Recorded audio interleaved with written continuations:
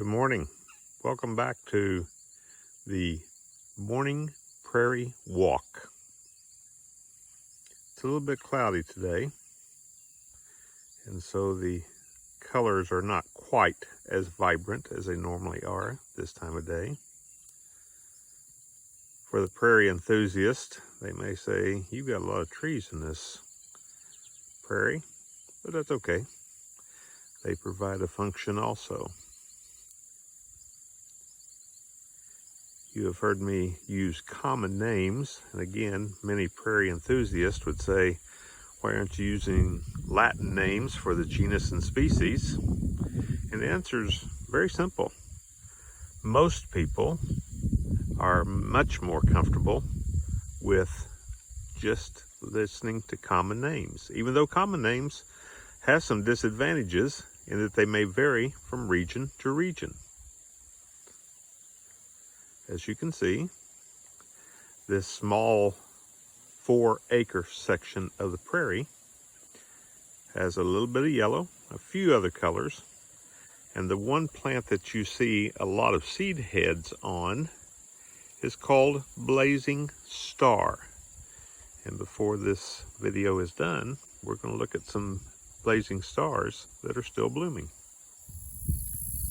In our previous video, we looked at big blue stem, one of the taller native prairie grasses, and you can see that it's blooming, and directly behind it is another one of the prairie grasses that gets very tall, up to 8-9 feet tall, and it's called Indian grass.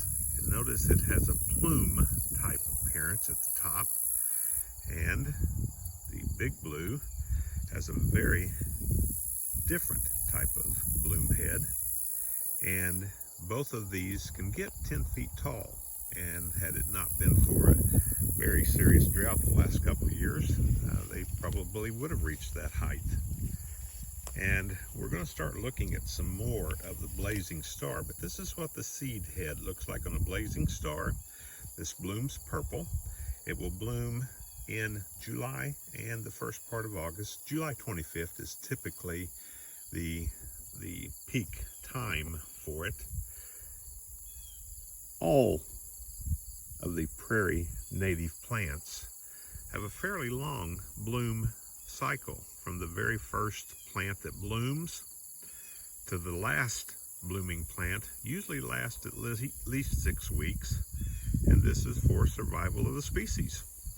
If they have a long bloom cycle, then other catastrophic events may not wipe out the species, even though it could damage a lot of the individuals.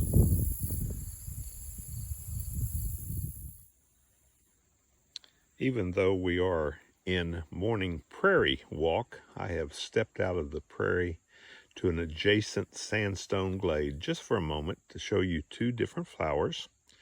The first one is called an obedient plant. We have two obedient plants on the prairie. One is a spring blooming plant, and it's almost exclusively in the prairie. This one actually occurs in the adjacent sandstone glade, but you can see it is a very beautiful plant. And we've already talked a little bit about the blazing star.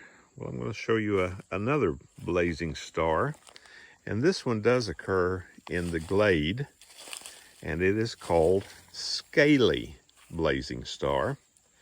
And whereas the other blazing star had most of the blooms at the top, and they were also very concentrated, scaly blazing star occurs up and down the stem. And so you can see this is the blazing star. It'll get up to 2 feet tall, whereas the prairie blazing star or gay feather can get 4 or 5 feet tall. So this is one of 5 different blazing stars we have on the farm. You have seen the seed head of the prairie blazing star. You have now seen an example of, and there's a lot of them on the glade. You've seen another example of the scaly, but then we're going to look at the last one as the last part.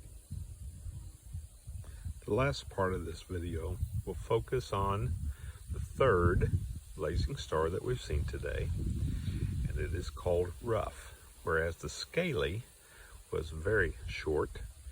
This can be up to 3 feet tall, and it's again a very beautiful blazing star. All sorts of insects like it, bumblebees, honeybees. And so this is the last blazing star I'll show you today.